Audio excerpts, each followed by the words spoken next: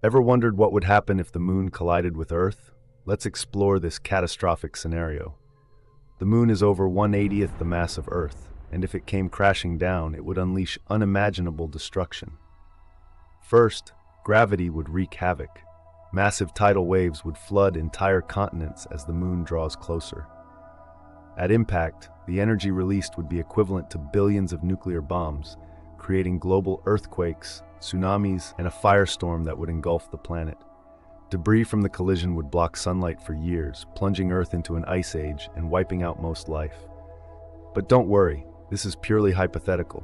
The moon's orbit is stable, and a collision is highly unlikely for billions of years.